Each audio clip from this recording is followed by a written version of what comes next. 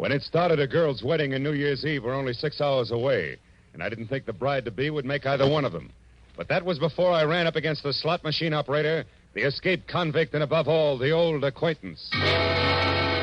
From the pen of Raymond Chandler, outstanding author of crime fiction, comes his most famous character as CBS presents The Adventures of Philip Marlowe.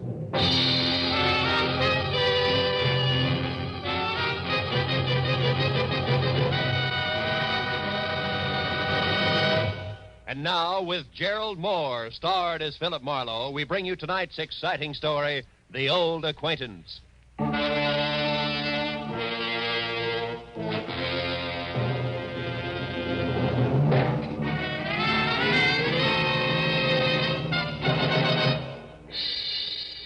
At 6 o'clock in the last evening of the year, I was sitting with my feet up on my office desk thinking of impossible New Year's resolutions and what the girl on my butcher's 1949 calendar would or would not be wearing. But at that present point, there was a soft, almost apologetic knock on my office door. I said come in and saw a quiet man in quiet clothes who extended a quiet hand. He introduced himself as Paul Riker, a Beverly Hills insurance broker.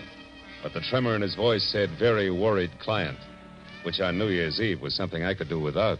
Mr. Marlowe, you've got to find Nancy Marshall for me. Just for a springboard, Mr. Riker, who is Nancy Marshall? She's my fiancée. We were to be married at my place in Beverly Hills tonight. On New Year's Eve? Yes, you see, it was at a New Year's Eve party a year ago that we met for the first time. Oh, when'd you last hear from her? 2 hours ago. She called and said that she was in terrible trouble, that nobody, especially the police, could help her, that the wedding was off. I see. And you're sure it's not just a matter of your being left at the altar, huh? Another man? Oh, no. I'm certain that's not it. Now, please, Mr. Marlowe, will you help me? Mr. Riker, to you, New Year's Eve means wedding bells, but to me, it's something else, specifically a cozy little apartment on Wilshire Boulevard where there's a very nice girl and a couple of chilled bottles of sham... Oh, what is it, Mr. Marlowe? What's wrong? There's somebody outside. Riker, get away from that door, quick! Whoever threw those shots through the frosted glass in my office door wasn't interested in checking up on his marksmanship, because by the time I got to my feet, he was taking the stairs to the street. When I got outside, I was just in time to see him pile into a pickup truck and roar off. And the best I could do was get a face full of exhaust fumes and the last 3 numbers on his license plate, which read 711. When I got back to Riker and the glass on my office floor, I found the potential groom whiter, shakier, and less quiet than at our first meeting. Marlowe, did you get him? Do you know who it was? No, I don't. Now, relax a minute, Riker, and think. Yes. Who could possibly object to you and Nancy getting married? But that's just it. There's nobody I know of, Mr. Marlowe, and I'm positive that the same is true of Nancy. All right, now tell me, where does Nancy live? In a villa at 1428 North Havenhurst Drive, number 12. Mm-hmm. But I've already been there, and she's gone. Were you inside? No, the door was locked. But, Mr. Marlowe, I thought you had specific plans for this evening. I do. But from the way things stack up right now, they've got a better chance of keeping than Nancy Marshall. Now, look, go back to your place in Beverly Hills, stay away from frosted glass windows, and wait till you hear from me. If we're real lucky, Mr. Riker, it still might turn out to be a happy New Year.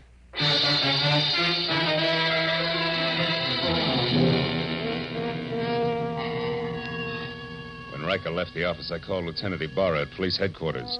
And after being told that it would take at least a half hour to get my kind of lead out of the 7-Eleven I had on the pickup truck's license, I headed for Nancy's villa on North Havenhurst, where it took me 10 minutes to outsmart the catch on the back door. Inside, except for a carelessly overturned box of old snapshots, which meant nothing to me, and a lot of half-open drawers and closets, I was no place. And in the kitchen, where there was a full cup of cold coffee next to an open newspaper, the setup was almost the same. But not quite. Because on the front page of the paper, there was a banner story complete with pictures that shouted the news of 3 men who had broken out of the state penitentiary that morning. And one of them, a man named Steve Doyle, had a face that I'd seen only minutes ago on one of the snapshots in the overturned box. I grabbed the paper and started back to check with the snapshot once again for good measure. But the second I stepped into the living room, I stopped. Hello. I don't believe I know you. Oh, the voice matched the lady perfectly. She was tall, beautiful brunette, about 30. Wearing a beige metallic wool jersey that covered more curves than a ride on a roller coaster. But the large monogrammed A on her purse meant that this was not the woman who had planned to marry Paul Riker. I said I don't believe I know you. The name is Arthur Murray. You're late for your rumble lesson. Oh, never mind the jokes, bright boy. It's a waste of your time and mine. All right, then we'll play it very straight. Name is Philip Marlowe. I'm a private detective, and I'm working for a very worried man. Now what's your connection with Nancy Marshall? I'm just, shall we say, an old acquaintance? That's all. Not enough. I'll prime the pump some more. I was hired to find Nancy, who seems to be in a lot of trouble. And coincidentally in trouble on the same day that Steve Doyle breaks out of stir. Now, once more, exactly where do you fit in? I don't think I'll tell you, Mr. Marlowe. If you don't mind. Well, pearl-handled, huh? How very chic. But deadly. Now get in that closet there, Marlowe. Go on. All right. But just so we don't go through this same routine when we meet again, and we will, who are you? Oh, you don't listen very carefully, Marlowe. I've already told you that I'm an old acquaintance. It's the season for them, remember? Now get in there and shut up.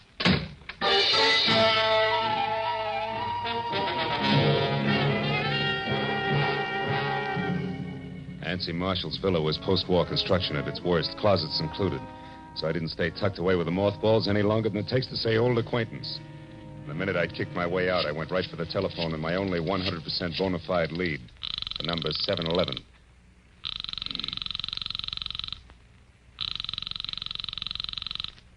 This is Lieutenant Ibarra. Marlowe, Ibarra. Anything for me on that license number? Oh, yeah. If you're sure it was a pickup truck, the chances are pretty good that it either belongs to a party named Maurice J. Calder at 409 South Main or one Jerome Graff, 3221 and a half Melrose Avenue. Check.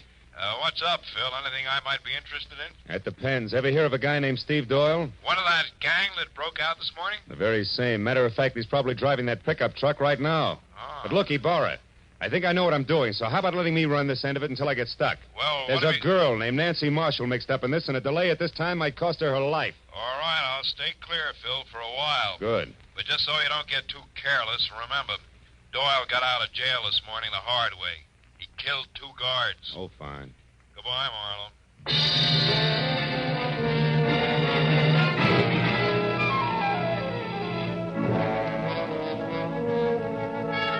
When I got to 409 South Main, I knew that my first choice had to be wrong, because Maurice J. Calder turned out to be a bankrupt junkman, and his pickup truck, which was loaded with everything, including the kitchen sink, had 3 flat tires and hadn't moved in a week. So if the numerals 711 were going to live up to their reputation, Jerome Graff had to be my man. And that made the time to be careful now.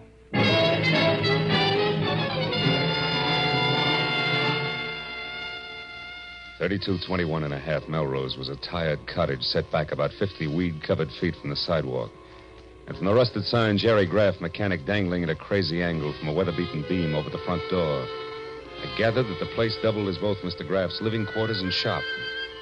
I didn't see any truck out front, so I decided to try the alley in the rear before I knocked on any door. It was then that I noticed for the first time that I was being watched by a short man with a long face who was slouched against a nearby tree like a marionette with no strings attached. If you're lost, mister, maybe I can help you. Maybe? I was looking for a pickup truck. Seen one around? A pickup truck? Mm-hmm. Now, I wonder what that could be. Well, it's a small deal, about a half a ton, and... Oh, I get it. Okay, here. Here's 5. Now my question. Jerry Graff owns a pickup truck, but it ain't here. It's been out since dark. But Jerry's in. He's working late tonight. Working at what? Come on, you got your 5. Talk.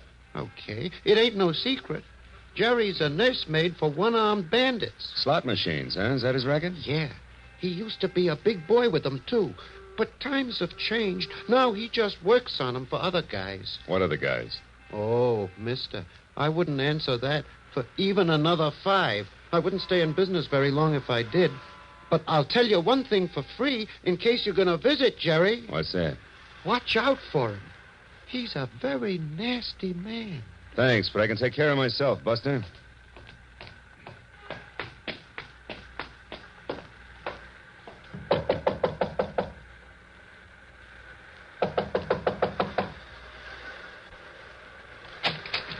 What do you want? Information. Where's your pickup truck, Graff? Somebody stole it, but he didn't leave his card. Why, what are you, a private dick? That's right, but one that works close to the law. So why don't we call the boys in blue and tell them all about it? The cops? No, wait a minute. I don't like the law pattern around here. Come on in. I'll tell you what you want to know. Let's not skip any of the details, huh? Like, for example, the name Steve Doyle. Doyle? I don't know. Well, okay, fella, you win.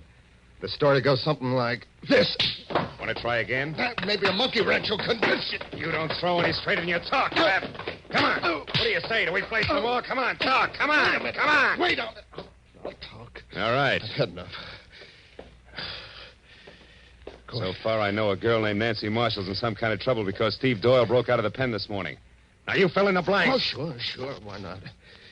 Oh, Steve Doyle, he used to be crazy about Nancy, but she didn't go for him. Then about a year ago, a little more maybe, Steve got picked up for knocking over a grocery store.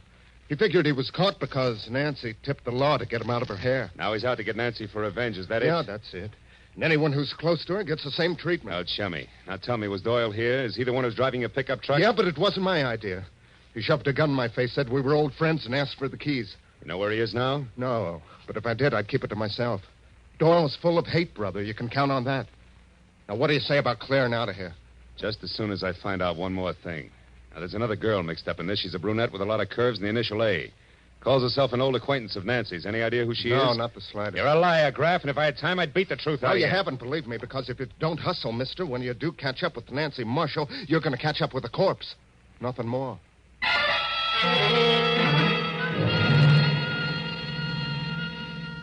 When I got outside, two things stood out in my mind like a pair of cleats at Carnegie Hall. First, my client's fiancée was not the most innocent dame in greater Los Angeles. And second, I wasn't going to get any place until I could locate the old acquaintance. But then, just as I started for my car, the slouch who had sold me the dirty thumbnail sketch on Jerry Graff came running toward me. Hey, mister. Did everything work out all right? I was called away on some other business, or I'd have been here waiting. Waiting for what? Well, you know, in my game, I now and again give a guy a little more dope than he bargained for, and in that case, I sometimes end up with a bonus, so to speak. Well, right now, we're about even. But if you can tell me anything about a beautiful brunette whose first name starts with an A, I'll give you a bonus. It'll keep you in beer and pretzels from now until the 4th of July. A name that begins with an A? Yeah. Hey, she visited with Graff this morning, maybe? Yeah, it's possible. Come on, think hard. She's kind of tall, dresses like $1 million. That's right. Now, what's her name? Here, look. $20 bill. Her name, what is it? It's, yeah, I got it. Adrian Starr, 1312 Lookout Mountain Road. How do you know that? It was on the registration card in her car. I took a peek while she was... Trouble at Graff's. I'll take my 20. Goodbye.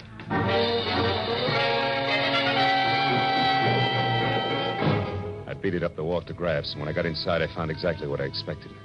Doubled up on the floor in the middle of a lot of oily machine parts and still holding his stomach with both hands was Jerome Graff, a very dead man. I started for a telephone to call Lieutenant Ibarra, but then I noticed something small and gold lying a few feet away from the body. When I picked it up, I saw it was an ornamental buckle, the kind that a lady might wear on a coat. So I decided to skip Lieutenant Ibarra for the time being and call my client instead. Hello? This is Marlowe, Riker. Oh, yes, Marlowe. What is it? What have you found out? Quite a bit. But first, I've got to know one thing. Does Nancy Marshall have a gold belt buckle? A gold belt buckle? Yeah. Why, yes, she does on her black coat. But what about it, Marlowe? What does it mean? I'm not sure, Mr. Riker. But it may mean that Nancy Marshall just killed a man.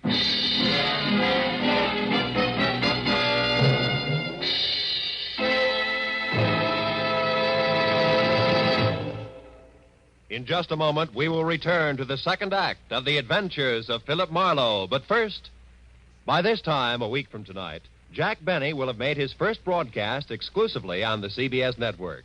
Starting next Sunday, you'll find Jack here with Mary Livingston, Phil Harris, Rochester, Dennis Day, Don Wilson, and all the others who have made the Jack Benny Show a regular Sunday evening delight for millions of Americans.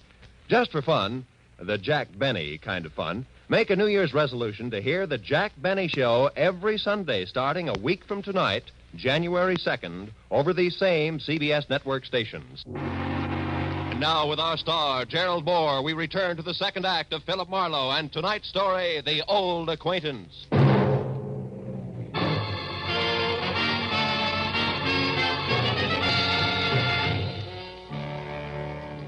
I told Paul Riker that the chances were good that his bride-to-be had just knocked off a slot machine operator. My client reacted like I'd kicked him in the stomach. When he caught his breath again, he started telling me I was wrong and didn't stop until I hung up on him. Next thing on the agenda was I called on Lieutenant Ibarra.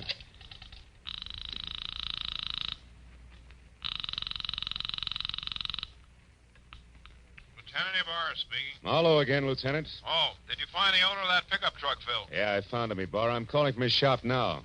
I had a talk with the guy. It was Jerry Graff. What do you mean, was Jerry Graff? Well, somebody came in here and shot him just after I left. He's dead. Dead? He knew Steve Doyle all right, but I'm pretty sure Doyle didn't kill him, Ibarra. No, then who did? Any idea, Marlowe? Well, looks very much like my client's fiancée, Nancy Marshall. I still don't know where she is or how it all fits together, but look, I got a lead on an old acquaintance of Nancy's named Adrian Starr. She lives up on Lookout Mountain Road. Now, if you don't hear from me in, say, an hour, you might check. Number 1312. That's my next stop. Okay, just be sure it's not your last stop. Goodbye.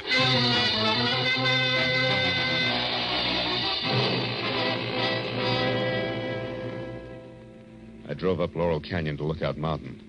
The only sign of life was a young couple parked where they could look down at the city lights, if they wanted to. I backed into a bushy driveway across from Adrian Starr's bungalow and stopped. It was small, modern, and looked deserted, except for one dim light upstairs. I was about to get out and verify that when a pair of headlights flashed down the road and a yellow convertible swept to a halt in front of the place. It was Adrian Starr who got out. She started up the walk toward her front door, stopped suddenly, and then ran back to her car and drove off again. I kept the yellow convertible in sight. When it turned on Havenhurst and stopped in front of Nancy Marshall's villa, I pulled up in time to see Adrian step inside and close the door. So I followed her.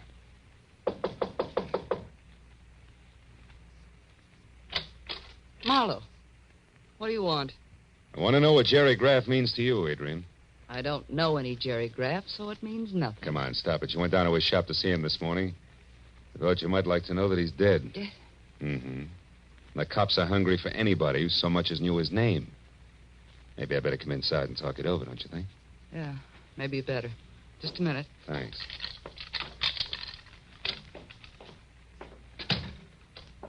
Hey, it's dark. Why don't you turn on more lights? Because I like it this way. Okay. But, honey, if you've still got that pearl-handled popcorn of yours, let's leave it out of the conversation. And let's make it straight. Why'd you drop in on Graff this morning? Because I knew that sooner or later Steve Doyle would head there. I had to know if Steve intended to leave town or was still determined to get his crazy revenge. And all for Nancy Marshall, huh? You know, you're sticking your neck out quite a ways just for old time's sake, baby. Steve Doyle's a pretty tricky guy to mix with at this point. You can say that again, Phil. Steve? Oh, Steve. Steve Doyle. That's right. Who are you, mister? Marlowe, private detective. Sit down over there, private detective. Keep your hands out of your pockets. I don't like you because you're half cop, but play it smart and you won't get hurt. Well, Adrian, like old home week, huh? Oh, it's been a long time, Steve. Yeah, it sure has. Where is she, Adrian? Where's Nancy? I don't know, Steve. You're lying to me. This is her place. You got her with a key. You've been down to see Graff. You know where she is, all right. So tell me and tell me Oh, fast. Steve, listen, forget it. Forget about Nancy. This revenge will only get you in the gas chamber. Please, let's get away. We can still make it across the border. Please take me with you. I love you, Steve, just like I always have, even when you threw me over for Nancy. Shut up. Just tell me where Nancy is. Come on, Adrian. I don't know, Steve. Stop it, Doyle. Where is she? Steve, you're hurting me. Doyle. Don't move, Marlowe. All right, fella, I told you to behave. I've been through a lot, and I'm tired, and I'm running out of time. You're getting in my hair, and that's bad. Oh! Oh, no, Steve, don't. I won't shoot him. I can't afford the noise. I can give him something just as good. Oh! Now, Adrian, try again. Where's Nancy? I don't know, Steve. Come on, where is she? I don't know. Where's Please? Nancy? I don't know. Where's Nancy? Where's Nancy?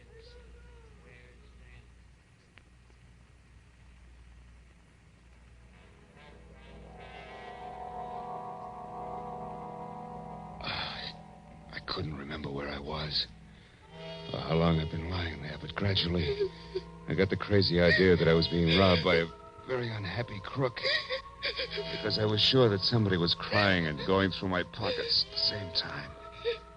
Oh, I tried to open my eyes, but all I could see was a little gold buckle danced back and forth in front of me. When it finally disappeared altogether, I rolled over and hauled myself up onto my knees. And then it all came rushing back to me. I'd been in Nancy Marshall's villa with Steve Doyle and Adrian Starr. Only they were gone now, and I was alone. I heard a car start outside, so I got on my feet and made it along the wall to the door. It was Adrian, and she was behind the wheel of my coupe. Stay away from me, Marlowe. Where's Doyle? He took my car. He's going off to Nancy. I've got to stop him, Marlowe, so get out of the way. Somehow I managed to jump back just in time to keep from getting a press job with the tread of my own fist tires. And it took 10 minutes of steady concentration to get it through my throbbing head that Adrian had actually stolen my car and was gone. Oh, the cold air must have helped me because one thought led to another, and I finally began to separate the facts from the fancies. I hadn't dreamed all I thought I had. And when I realized that, the whole idea hit me, and hit me hard. I knew that I'd better get out to Lookout Mountain in a hurry. I made it to Sunset, hailed a cab, and collapsed in it. Where to, mister? Lookout Mountain Road. Make it fast. Oh, it's rugged in this traffic. New Year's Eve, you know. Here's $10. Does that help? It's important. Oh, it helps plenty. I know a great shortcut, a new road that's not yet finished. But how are you on bumps? Few more won't matter, pal. Let's go.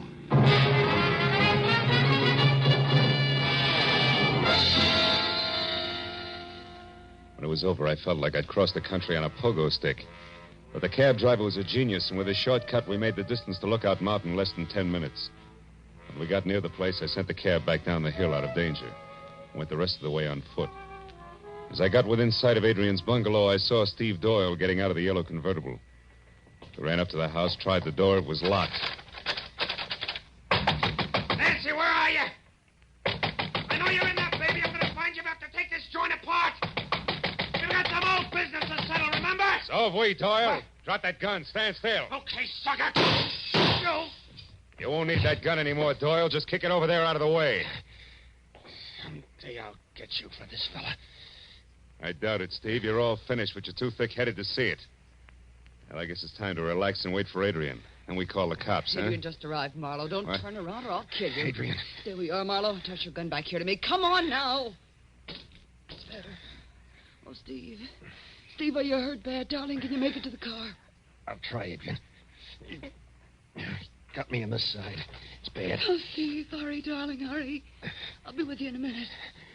I'll make it okay. Well, Marlowe? Yeah. Okay, Adrian. Tell me one thing first, Marlowe. Did Steve get to Nancy? No. You killed Graff in time to shut him up, too, huh? So Steve will never know the truth, will he, Adrian? Could be it was you who crossed him and sent him to prison. You'll never find out. Not now. And you'll never realize how much I love him either. That's why I did it, Marlowe. It was the only way I could hold him for myself. And I was willing to wait.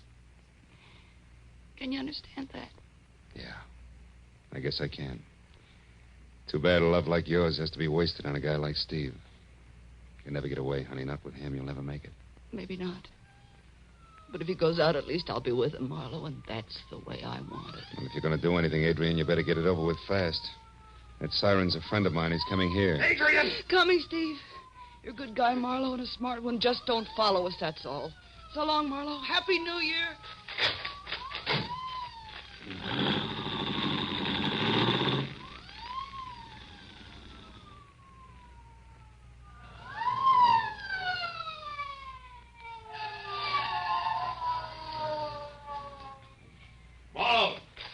Marlowe, that car just pull out of here. Who was in it? Steve Doyle and Adrian Starr, Ibarra. That road makes a horseshoe turn. That'll bring them out down below us there at that junction. I've got one of those streets blocked, but the other one's wide open. Look, Ibarra, there they are. She's stopping at the crossroad. Yeah, they've spotted my men down there.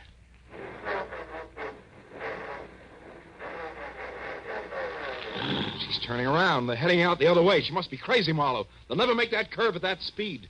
They're not slowing down, Ibarra. She's heading straight for that stone wall.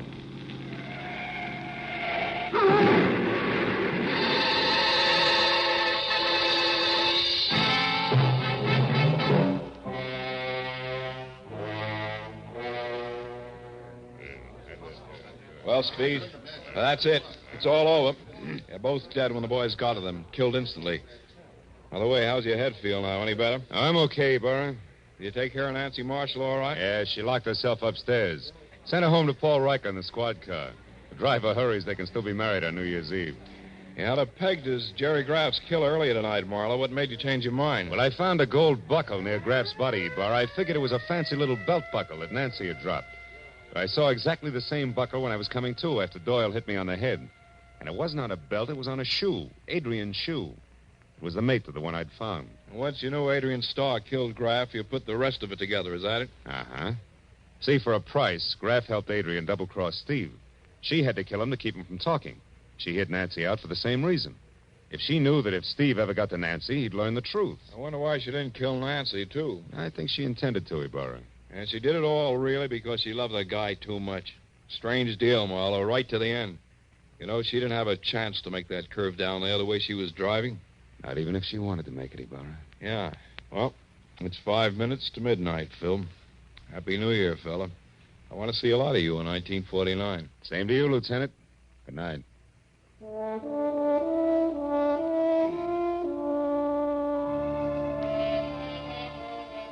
After Ibarra and the others left, I stayed up on Lookout Mountain and watched the new year come to Los Angeles. A new year. Didn't seem to change things much, at least on the surface. Somewhere down the road, a gang struck up Old Lang Syne. I thought again of Adrian Starr, a girl who loved not wisely, who had called herself an old acquaintance. Yeah, I'd never forget her. As I walked back to my car, the city was ringing out the old and ringing in the new. And I wished then that someplace on everybody's list of resolutions, they'd make room for that cup of kindness they were singing about. And then a guy could say, Happy New Year, and mean it.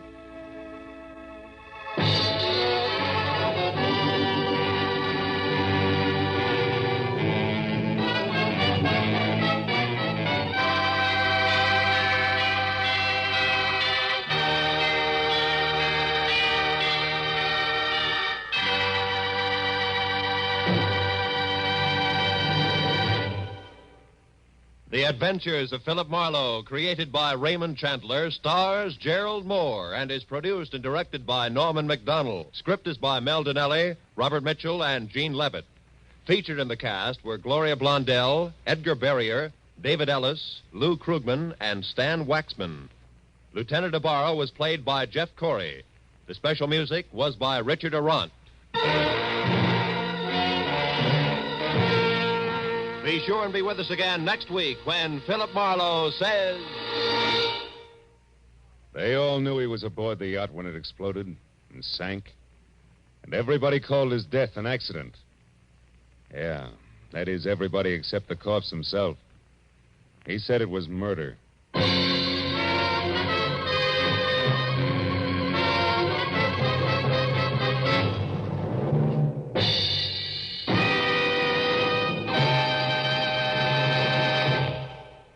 An hour of wonderful, delirious comedy is still to come to you tonight on CBS. You'll soon hear Hollywood's Eve Arden starring as the unusual schoolmistress, our Miss Brooks. Later, Lum and Abner will open the doors of the Jot 'em Down store in Pine Ridge, Arkansas, and let you stock up on the last from their never-failing supply of wisdom and good humor. Our Miss Brooks, starring Eve Arden, is heard at 9:30, and Lum and Abner at 10 o'clock, both Eastern Standard Time, over most of these same CBS network stations.